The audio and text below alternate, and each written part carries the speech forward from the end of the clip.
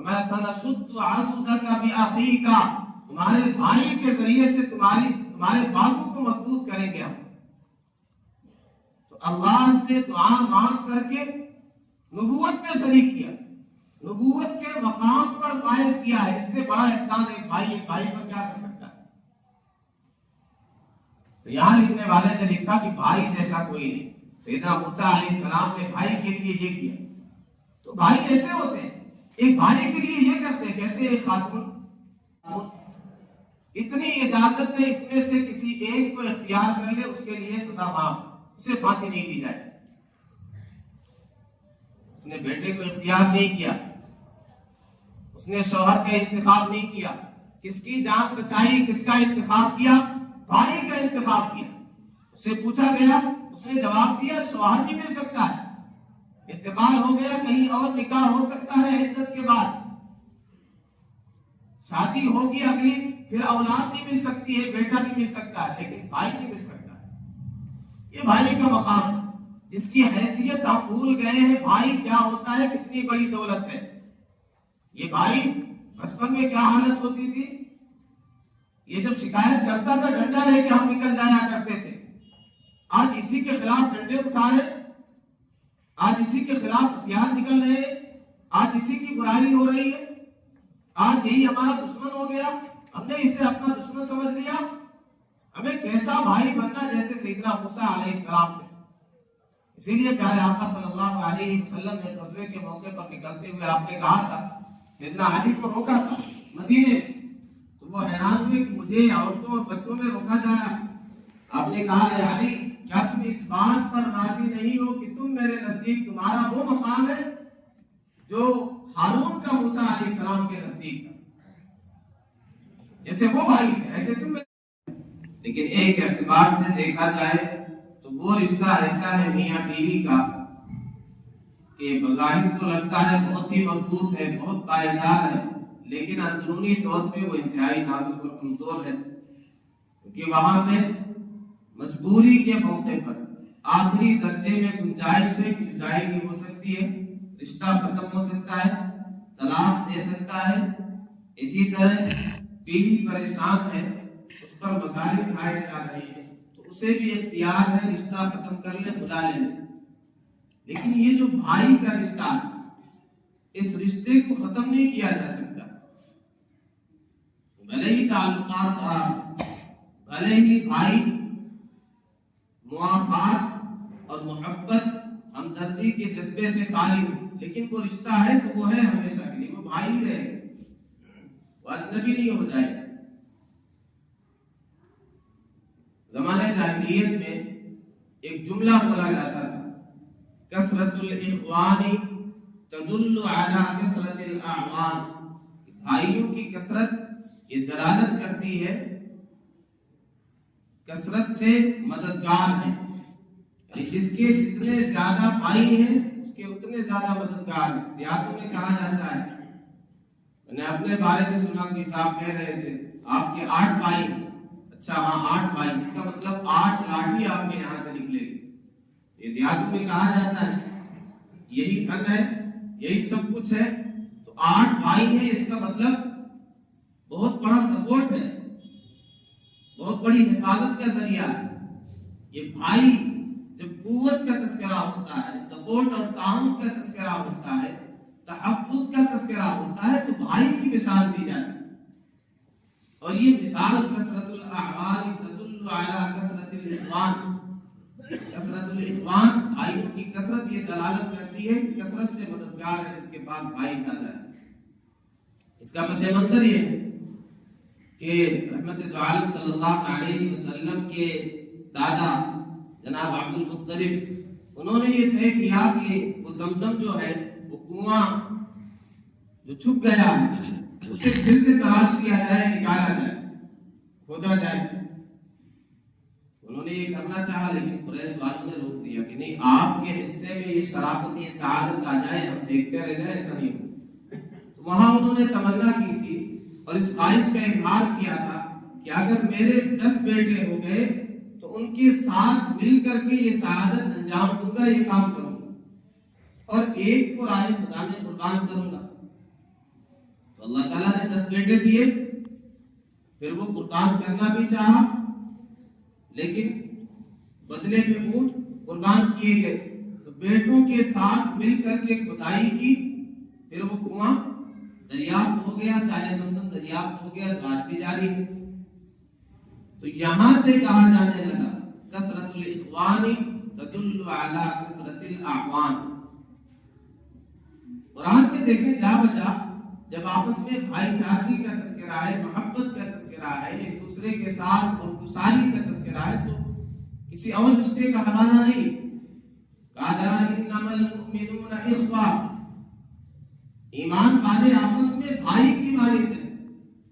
جیسے بھائی دکھ درد میں شریک ہوتا ہے، خوشی اور غمی میں شریک ہوتا ہے، تحفظ کرتا ہے، تعاون کرتا ہے، پریشانیوں سے مصیبتوں سے بچاتا ہے،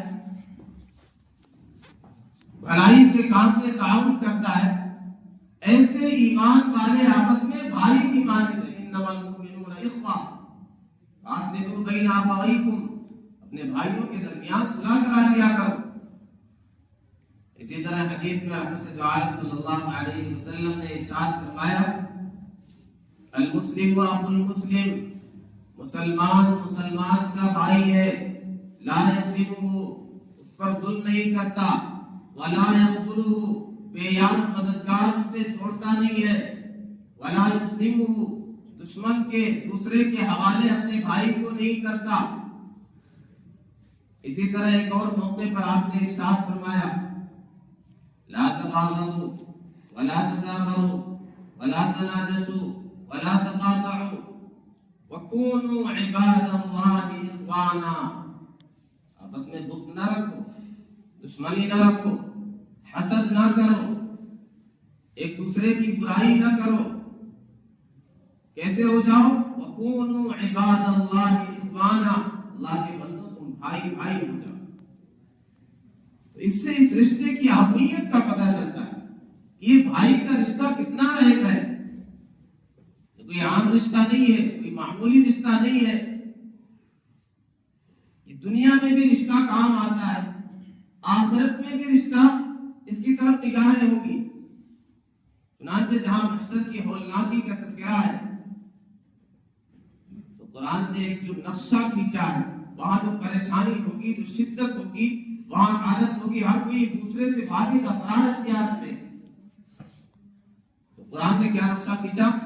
یوم یفر المرء من اخیہ وامہ وابیہ وصاحبتہ وبنیہ، جس دن آدمی اپنے بھائی سے بھاگے گا، ماں سے بھاگے گا، باپ سے دور ہوگا بھاگے گا، بیوی سے بھاگے گا، اولاد سے بھاگے گا۔ یہاں ماں کا تذکرہ بعد میں، باپ کا تذکرہ بعد میں، پہلے بھائی کا تذکرہ ہے۔ جس دن آدمی اپنے بھائی سے بھاگے گا، مفسرین دو مطلب بیان کرتے ہیں۔ ایک تو یہ کبھی اس موقع پر ادنا کا تذکرہ پہلے کیا جاتا ہے، اس کی محبت زیادہ ہے، جو رشتہ زیادہ قریبی ہے عموماً اسے پہلے ذکر کیا جاتا ہے، لیکن کبھی اس کا الٹا کیا جاتا ہے۔ تو یہاں پہ اسی طرح ذکر کیا گیا کہ آدمی بھائی سے بھاگے گا، بھائی کیا بلکہ ماں سے بھاگے گا، بلکہ باپ سے بھی بھاگے گا، اولاد سے بھاگے گا۔ تو اس انداز سے تذکرہ کیا۔ بعض مفسرین کہتے ہیں اس میں الگ ہی حکمت ہے۔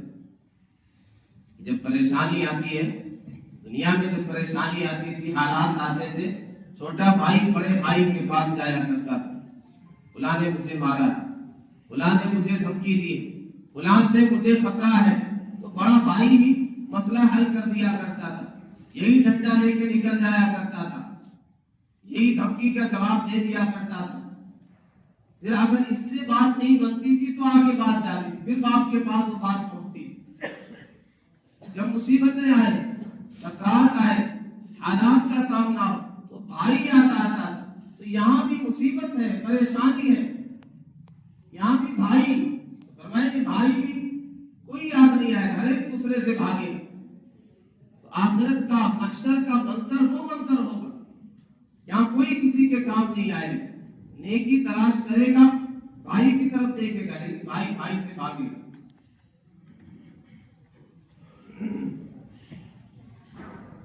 ایک عربی شاعر ہے حجیہ ابن مزرب، وہ کہتا ہے لججنا ولجت هذه في التغضب ولبت الحجاب دوننا في التنقب تلومي على مالي شفاني مكانه فلومي ما بدا لك مغضبي رأيت اليتامى لا تسد فقورهم هدايا في كل قعب مشعب أخي إن أدعوه لملمة يجبني وَإِنْ أَغْضَبْ إِلَى السَّيْفِ يَغْضَبُ۔ اپنی بیوی کو خطاب کر کے کہتا ہے لججنا ولجت هذه في التغضب، یہ اصرار کر رہی ہے، یہ ڈٹی ہے، ڈٹائی کر رہی ہے، آئی ہے اس بات پر کہ میں بھائی کی اولاد کا خیال نہ کروں، میرا بھائی چلا گیا دنیا سے، اس کے بچے یتیم ہو گئے، اب یہ کہتی ہے کہ میں ان پہ خرچ نہ کروں، ان کے یہاں کوئی سامان نہ بھیجوں، ہدایہ نہ بھیجوں، تو یہ بھی ڈٹ گئی ہے، میں بھی ڈٹ گیا، یہ بھی ناراض ہے، میں بھی اس سے ناراض ہوں۔ اس نے پردہ کر لیا ہے، نقاب اوڑھ لیا، یہ کہتی ہے یا تو میں رہوں گی یا تمہارا یہ کام رہے گا، یا تو بھتیجوں کا خیال کرو، اپنے بھائی کی اولاد کو دیکھو یا مجھے دیکھو۔ تو میرے مال کی وجہ سے مجھ پر ملامت کرتی ہے کہ میں اس پہ خرچ کرتا ہوں، میں بھائی کی برادری کا خیال کرتا ہوں، اس کے بھائی ہونے کا مجھے لحاظ ہے کہ اس نے مجھ پر احسان کیا ہے، وہ بڑا تھا، آج وہ نہیں ہے، دنیا سے چلا گیا، تو میں اس کی اولاد کو فراموش کر دوں، اس کے احسان کو بھول جاؤں، تجھے اس پر شکوہ ہے کہ میں ان پہ خرچ کیوں کرتا ہوں، ان کی اولاد پر ہدیہ کیوں بھیجتا ہوں، یہ جو ہدایہ بھیجتا ہوں، کسی پیالے میں کوئی دودھ بھیج دیا، کوئی معمولی چیز بھیج دی، میں نے دیکھا رأیت الیتاما لا تسد فقورہم، یہ چھوٹی موٹی چیزیں ان کے فقر کو دور نہیں کرتی، اس سے وہ امیر نہیں بن جائیں گے، یا اس سے میں فقیر نہیں ہو جاؤں گا۔ اور میرا بھائی تو وہ تھا ان ادعوہ لملمۃ، اگر کسی مصیبت میں پکار لیتا تھا اور میں غصہ ہو کے تلوار اٹھا لیتا تھا، وہ بھی میرے ساتھ تلوار لے کے نکل جایا کرتا تھا۔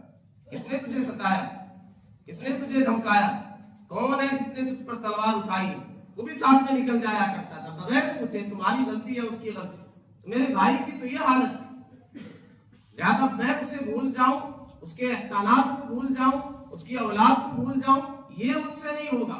اس نے کہا اپنے خادم سے جب شام کو جانوروں کو چرا کے لے کے آؤ تو پہلے اس کے پاس جانا چاہیے، میرے بچے اس قابل ہیں کہ وہ بھوک اور پیاس کی شدت کو برداشت کریں، وہ یتیم وہ بھوک اور پیاس کی شدت کو برداشت کرے، میرے بھائی کے بیٹے اس طرح رہے، قسم پرسی کی زندگی گزارے، یہ مجھ سے نہیں ہو سکتا۔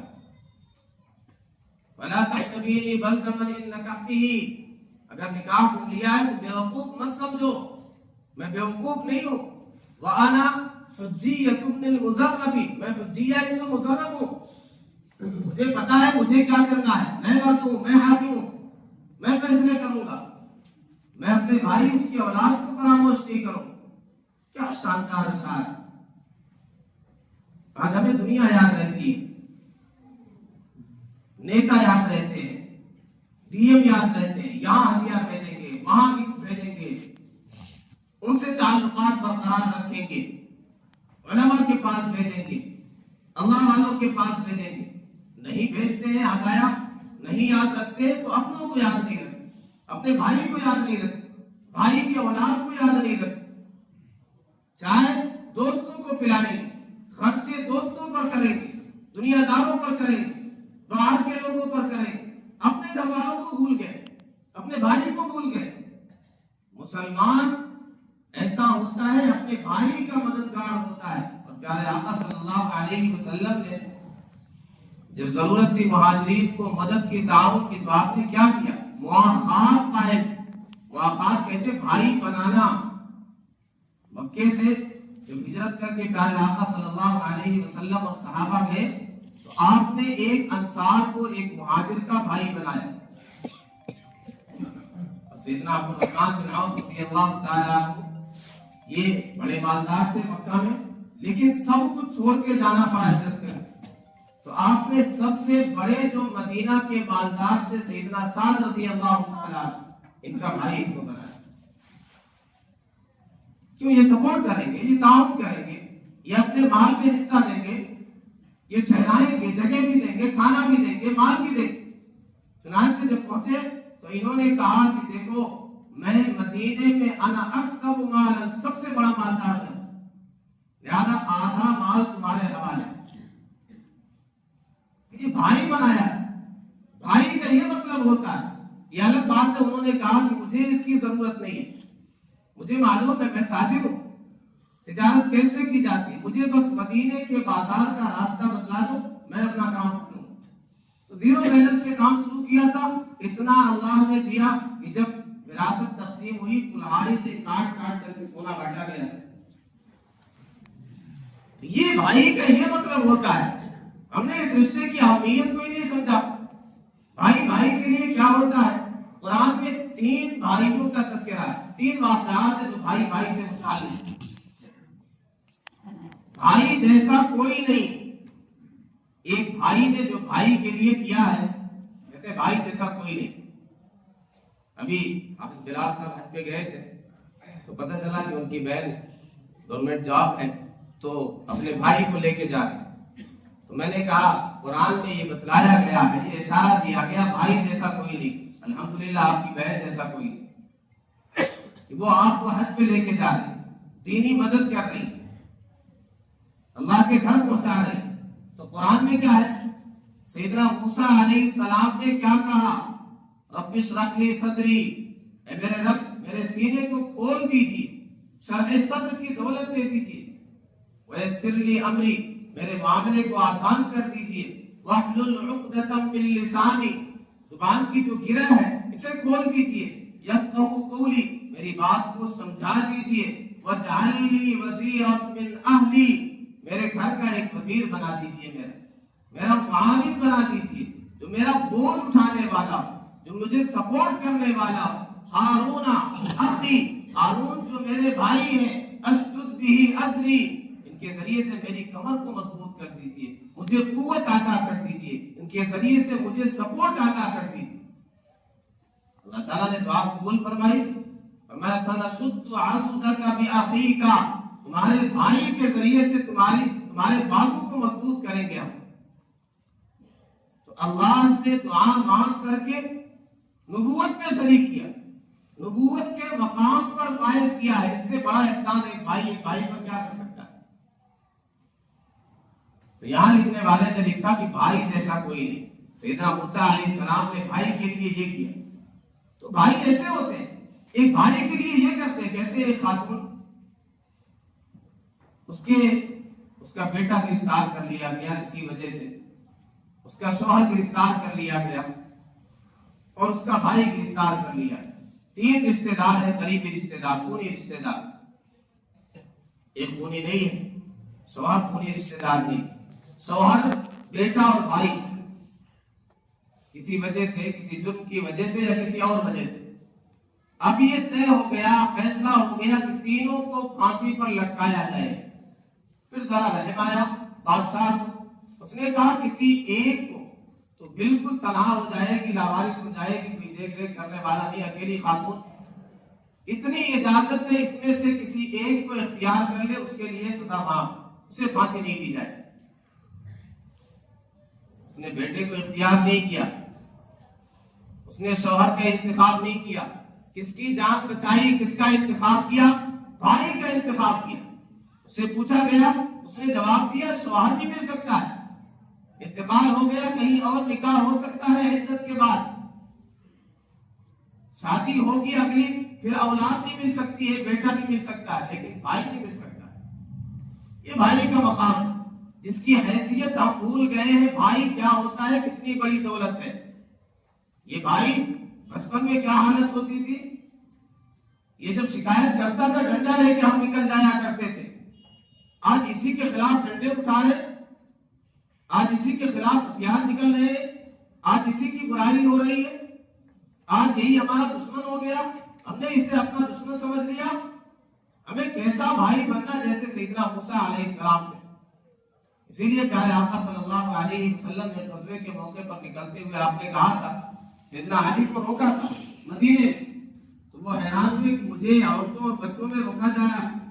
آپ نے کہا اے علی، کیا تم اس بات پر راضی نہیں ہو کہ تم میرے نزدیک تمہارا وہ مقام ہے جو ہارون کا موسیٰ علیہ السلام کے نزدیک تھا؟ جیسے وہ بھائی تھے ایسے تم میرے نزدیک بھائی جیسے ہو۔ تو یہ اس کا حوالہ دیا، اس رشتے کا حوالہ دیا پیارے آقا صلی اللہ علیہ وسلم۔ تو ہمیں اس رشتے کی اہمیت کو سمجھنا چاہیے، اور ہم یہ سمجھتے ہیں ایک غلط فہمی ہمارے یہاں، یعنی یہ بھی حق ہے مرنے کے بعد وراثت میں جو اس کا حق ہوتا ہے بھائی، ہم یہ سمجھتے کوئی حق نہیں بھائی کا۔ اب بعض دفعہ نہیں ہوتا ہے، بعض دفعہ وراثت میں بھی حق ہوتا ہے۔ یہ اتنا قریبی رشتہ ہے، کبھی ایسا ہوتا کہ یہ عصبہ بھی بن جاتا ہے۔ عصبہ کہتے ہیں اگر تنہا یہی ہو تو سارا مال لے لے گا، میت کا سارا مال یہ سمیٹ لے گا، اور دیگر ورثہ کی موجودگی میں ان سے بچا ہوا مال یہ سمیٹ لے گا۔ مثال کے طور پہ کسی آدمی کا انتقال ہوا، اس کی اولاد نہیں، والدین بھی نہیں، صرف بیوی ہے۔ آدمی کا انتقال ہوا، صرف بیوی ہے اور بھائی۔ اب مال کیسے تقسیم ہوگا؟ چوتھائی، مثال کے طور پہ 4 لاکھ اس نے مال چھوڑا ہے، تو چوتھائی مل جائے گا بیوی کو، 1 لاکھ بیوی کو مل جائے گا، بقیہ 3 لاکھ بھائی کو چلا جائے گا۔ اسی طرح شوہر کا انتقال ہوا، بیوی ہے، بیٹے نہیں، صرف بیٹیاں ہیں اور بھائی، یہاں بھی بھائی کا حصہ ملے۔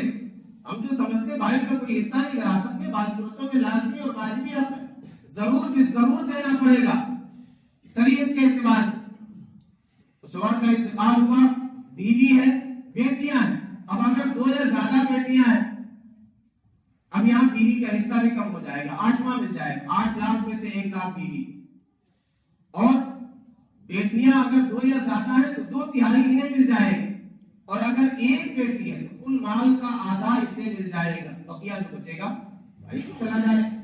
یہ عصبہ بن جاتا ہے۔ تو یہ بھائی کی یہ حیثیت ہے۔ تو ہمیں بھائی کے مقام کو سمجھنا ہے، دینی اعتبار سے اس کی مدد کرنا ہے، اس کا تعاون کرنا ہے، دنیاوی اعتبار سے بھی مقام دینا۔ بعض دفعہ ایسا ہوتا ہے جیسے سیدنا موسیٰ علیہ السلام کا تذکرہ ہے، یہ مقام عطا کیا جس مقام پر تھے، دعا کر کے اللہ سے۔ دنیاوی اعتبار سے، دینی اعتبار سے ہم کسی مقام پر ہیں تو اپنے بھائی کے لیے کوشش کریں اس مقام تک ہم پہنچائیں۔ بھائی ایسے ہوتے ہیں، ایک تو یہ تذکرہ سیدنا موسیٰ علیہ السلام کا، یہ بھائی کیسے ہوتے ہیں۔ سیدنا یوسف علیہ السلام کا تذکرہ ہے، ہماری نگاہ ادھر جاتی ہے کہ بھائیوں نے کیا سلوک کیا ان کے ساتھ۔ یہ منفی سوچ ہے، نیگیٹو تھنکنگ ہے، اس انداز سے نہیں سوچتے کہ سیدنا یوسف علیہ السلام کی بھائی تھے، انہوں نے بھائیوں کے ساتھ کیسا برتاؤ کیا، اتنی اذیت پہنچائی ہے، باپ سے جدا کر دیا، باپ کی شفقتوں سے محروم کر دیا، تاریخ کنویں میں ڈال دیا۔ اس کے بعد جب بادشاہ مصر بنے، تخت شاہی پر بیٹھے سیدنا یوسف علیہ السلام، بھائی پہنچ رہے ہیں، غلہ لینے پہنچ رہے ہیں، چاہتے تو اشارے سے، آنکھ کے بس ایک اشارے سے ان سب کا کام تمام کر دیتے، بدلہ لے لیتے، انتقام لے لیتے۔ لیکن کیا فرمایا، لا تثریب علیکم اليوم، تم پر آج کوئی مواخذہ نہیں، کوئی گرفت نہیں، کوئی بدلہ نہیں دیا جائے گا، تم سب کے سب آزاد، اللہ تم سب پر رحم فرمایا۔ بھائی ایسے ہوتے ہیں، ہم اس انداز سے سنتے۔ کہتے سیدنا جنید بغدادی رحمۃ اللہ علیہ، ان کا ایک شاگرد مرید، اس نے کہا کہ حضرت میں جا رہا ہوں تجارت کرنے کا مان۔ حضرت نے کہا ٹھیک ہے جاؤ۔ وہ ذرا آگے گئے، واپس پلٹ آئے، کہا کیا بات ہے؟ کہا مجھے کوئی ضرورت نہیں ہے پریشان ہونے کی، کمانے کی۔ کیا ہوا؟ کہا میں نے دیکھا ایک پرندہ ہے، انتہائی کمزور ہے، اس کے پر ٹوٹے ہوئے ہیں، ہاتھ پاؤں ٹوٹے ہوئے ہیں، مجبور ہے۔ دوسرا پرندہ وہ اپنی چونچ میں پانی لے کر کے آتا ہے، دانا لے کر کے آتا ہے، اور بڑی محبت سے اسے کھلاتا ہے۔ کہا وہ احمق، تجھے اتنا سمجھ نہیں آیا، تو نے یہ سمجھا کہ مجھے یہ پرندہ بننا ہے جو کمزور ہے، مجبور ہے، بے بس ہے، اسے دوسرا پرندہ کھلا رہا، تیری نگاہ ادھر نہیں کی کہ وہ پرندہ بنوں جو محنت کر رہا ہے، جو بوجھ نہیں بن رہا ہے، جو کھلا رہا ہے، جو پانی پلا رہا اپنے چونچ میں لا کر کے، تجھے یہ پرندہ بننا چاہے۔ جیسے سیدنا موسیٰ علیہ السلام نے سیدنا ہارون کے ساتھ کیا، جیسے سیدنا یوسف علیہ السلام نے اپنے بھائیوں کے ساتھ کیا، ہمیں اس طرح بھائی کے ساتھ برتاؤ کرنا ہے۔ ہمیں بھائی کے رشتے کو یہ سمجھنا کیسا بھی ہے میرا بھائی ہے، یہ اگر غلط ہے، یہ نہیں سمجھتا ہے رشتے کے تقدس کو، اہمیت کو، مجھے تو سمجھنا چاہیے یہ میرا بھائی، یہ میرا خونی رشتہ ہے۔ سبا کہتے پٹھے میں جو شریک ہو، رگو پٹھے میں ایسا تعلق ہے۔ ایک اور واقعہ قرآن میں قابیل اور حابیل کا، یعنی آدمی کہتا نا بھائیوں نے تنگ کر کے رکھ دیا ہے، دوسرے کیا ایسا، دشمن کیا ایسا جیسا بھائی زیادہ سے زیادہ کیا کر سکتا ہے، جان لے لے گا، مار دے گا، قتل کر دے گا، پھر بھی وہ بھائی ہے۔ قرآن تو یہ پیغام دیتا ہے، پورا واقعہ ہم سب جانتے ہیں قابیل اور حابیل کا، قرآن میں تذکرہ ہے۔ کیا کہا سیدنا حابیل نے، لئن بسطت الی یدک لتقتلنی ما انا بباسط یدی الیک لیقتلک، بھائی اگر تو قتل کرنے کے لیے ہاتھ بھی اٹھائے گا، تلوار بھی اٹھائے گا، پتھر سے بھی مارے گا، اگر اپنا ہاتھ بڑھائے گا لتقتلنی تاکہ مجھے مار دے، میرا کام تمام کر دے، قتل کر دے، ما انا بباسط یدی الیک لیقتلک، میں اپنا ہاتھ اٹھانے والا نہیں ہوں، میں جواب میں مارنے والا، حملہ کرنے والا نہیں ہوں، تو میرا بھائی ہے، انی اخاف اللہ، میں اللہ سے ڈرتا ہوں، مجھے پتا ہے تو کیا ہے، تو احمق ہے، میں احمق تو نہیں بن سکتا۔ تو ہمیں چاہیے اس رشتے کی اہمیت کو سمجھے، اس کے تقدس کو سمجھے۔ دنیا بھر کے ساتھ اچھا سلوک کرتے ہیں، باہر والوں کے ساتھ اچھا سلوک، اپنوں کو بھول جاتے ہیں، اپنے کو فراموش کر دیتے۔ شروع یہاں سے ہونا چاہیے، ابتدا یہاں سے ہونی چاہیے۔ وَابْدَأْ بِمَنْ تَعُولُ، بعض دفعہ تو لازم ہو جاتا ہے، باپ کا انتقال ہو جائے، بچے چھوٹے ہیں تو کہا گیا حدیث میں یہ باپ کے درجے میں بڑا بھائی، اسے چاہیے پالے پوسے، تربیت کرے، ان کا خیال کرے۔ سیدنا جابر رضی اللہ تعالیٰ عنہ نے نکاح کیا، مدینہ بہت تیزی سے آ رہے تھے واپسی میں، آپ نے پوچھا کیا بات ہے، بڑی جلدی ہے؟ کہا میں نے نکاح کر لیا ہے اور ارادہ یہ ہے کہ شام ہونے سے پہلے پہلے مدینہ پہنچ جاؤں۔ آپ نے کہا کہ کنواری سے شادی کی یا کسی بڑی عمر کی خاتون سے شادی کی، مطلقہ سے شادی کی؟ انہوں نے کہا کہ میری چھوٹی چھوٹی بہنیں ہیں، والد شہید ہو گئے ہیں غزوہ احد میں، اب میں کسی کنواری سے نکاح کرتا، کسی چھوٹی بچی کو لے کر کے آتا تو بھی نادان ہوتی، ناواقف ہوتی، میری بہنوں کا کیا ہوتا؟ میں نے کس لیے صرف اس نیت سے بڑی عمر کی خاتون سے نکاح کیا ہے، کنواری سے نکاح نہیں کیا، بڑی عمر کی خاتون سے کیوں نکاح کیا ہے؟ تاکہ بہنوں کا خیال کرے۔ تو بھائی اس طرح ہوتے ہیں، ہمیں اس طرح کا بھائی بننا، جب ہم اس طرح بھائی بنیں گے، اپنے بھائی کے لیے دست و بازو بنیں گے، اپنے بھائی کے لیے خیر خواہ بنیں گے، اس کے دکھ درد میں شریک ہوں گے، اسے بھی اس اسٹیٹس تک پہنچانے کی کوشش کریں گے، ایسا مالدار بنانا چاہیں گے جیسے ہم ہیں، دینی اعتبار سے، دنیاوی اعتبار سے اچھے مقام پر پہنچائیں گے، پھر معاشرہ ترقی کرے گا۔ تو ہمیں چاہیے جیسے والدین کی اہمیت بیان کی جاتی ہے، ان کی اہمیت کو سمجھا جاتا ہے، میاں بیوی کے رشتے کو سمجھا جاتا ہے، اس رشتے کی اہمیت کو بھی سمجھیں، اس کے تقدس کو بھی سمجھیں، اور اس حقوق کو بھی، اس رشتے کے حقوق کو بھی ادا کرنے کی کوشش کریں۔ اللہ تبارک و تعالی ہم سب کو کہنے سننے سے زیادہ عمل کرنے کی توفیق عطا فرمائے۔